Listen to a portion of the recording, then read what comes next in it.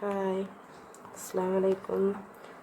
അപ്പം ഇന്ന് ചെമ്മീൻ ബിരിയാണി ഉണ്ടാക്കാമെന്ന് വിചാരിച്ച്. അതിനായിട്ട് ചെമ്മീനൊക്കെ നല്ല കഴുകി വൃത്തിയാക്കി വെച്ചിട്ടുണ്ട്.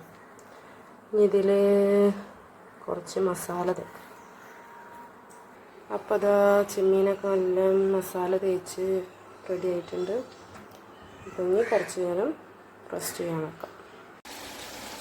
അപ്പോൾ ചെമ്മീൻ കായം തേച്ചു നമ്മൾ ഫ്രൈ ആക്കാം.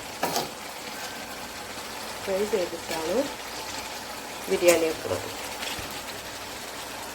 അപ്പോൾ ഫ്രൈ ആക്കും. അപ്പോൾ നമ്മൾ റൈസിനുള്ള വെള്ളം വെച്ചിട്ടുണ്ട് കേട്ടോ. ഞാൻ വറ്റിച്ചിട്ടാണ് ഉണ്ടാക്കുന്നത് കേട്ടോ. റൈസ് വറ്റിച്ചെടുക്കുക.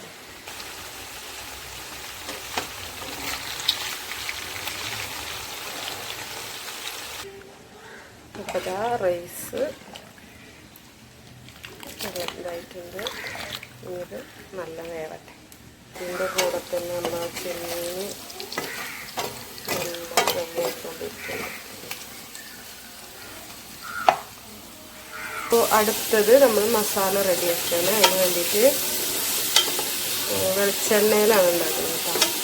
അപ്പോൾ ഉള്ളി വഴറ്റണം. കുറച്ച് ഉലുവിട്ട് കുറച്ച് കരിവേപ്പില ഉള്ളി വഴറ്റും. നമ്മൾ ചെമ്മീൻ ഇവിടെ നല്ല ഫ്രൈ ആക്കിയിട്ട് അപ്പോൾ തക്കാളി ഇട്ട് പിന്നെ വെളുത്തുള്ളി, ഇഞ്ചി, ചെറുള്ളി, പച്ചമുളക് ഇതെല്ലാം പേസ്റ്റ് ആക്കിയിട്ട് വഴറ്റാം. ഇത് വെന്തതിന് ശേഷം മസാല ഇടാം. അപ്പോൾ ഇതാ പൊടികൾ കുറച്ച് മല്ലിപ്പൊടിയും ഒരു 1.5 ടേബിൾ സ്പൂണ് മഞ്ഞൾപ്പൊടി ഇട്ടിട്ടുണ്ട്. ഇനി അതിട്ടിട്ടൊന്ന് വഴറ്റിയെടുക്കാം. ഇതിൻ്റെ ഒരു സ്മെല്ല് മാറുന്ന വരെ വഴറ്റിയെടുക്കട്ടെ. ഇതിൻ്റെ സ്മെല്ലൊക്കെ നല്ല പോയിട്ടുണ്ട്. അപ്പോൾ ഇതിലേക്ക് നമ്മൾ ചെമ്മീൻ ഫ്രൈ ആക്കി വെച്ചത് ഇട്ട് കൊടുക്കാം. അപ്പോൾ ഇതാ നമ്മൾ ചെമ്മീൻ ഇതിലിട്ടിട്ട് നല്ല ഇളക്കി കൊടുക്കാം. അപ്പോൾ ചെമ്മീനൊന്ന് മസാലയിൽ കിടന്നിട്ട് ഒന്ന് സെറ്റാവട്ടെ. നമുക്കൊന്ന് അടച്ച് വെച്ചിട്ടുണ്ട് ഒരു 2 മിനിറ്റ്. അപ്പോൾ ഇതാ ചെമ്മീനൊക്കെ നല്ല സെറ്റായിട്ടുണ്ട്. നല്ല ആവി വരുന്നുണ്ട്. വാവ്, അടിപൊളി സ്മെല്ല്. അപ്പോൾ ഈ ഫ്ലെയിം ഓഫ് ചെയ്തിട്ട് ദമ്മിലിടാം. ഞാൻ അടുപ്പിലാണ് കേട്ടോ ദമ്മിലിടുന്നത്. ഇങ്ങനെ ചട്ടിയൊക്കെ വെച്ചിട്ട് സെറ്റ് ചെയ്തിട്ടുണ്ടെങ്കിൽ അതിൻ്റെ മേലെ വെച്ചിട്ട് വെള്ളം നമ്മൾ റൈസ്.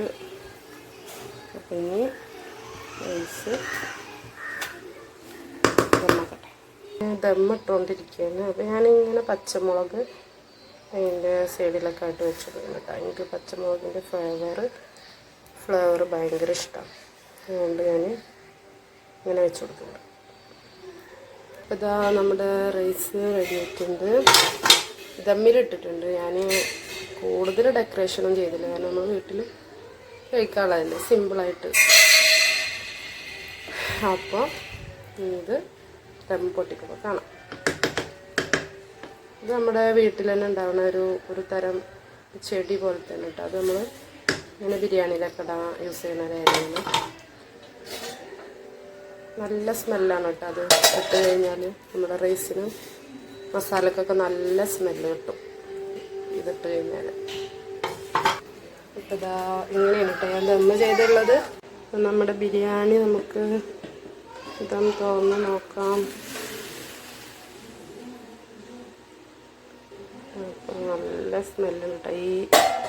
ഈ ലീഫിൻ്റെയാണ് കേട്ടോ നല്ല ഒരു പ്രത്യേക സ്മെല്ല്. അത് ഈ ലീഫാണ്. നമ്മൾ ബിരിയാണിയിലും അതുപോലെ നെയ്ച്ചോറിലൊക്കെ യൂസ് ചെയ്യണം.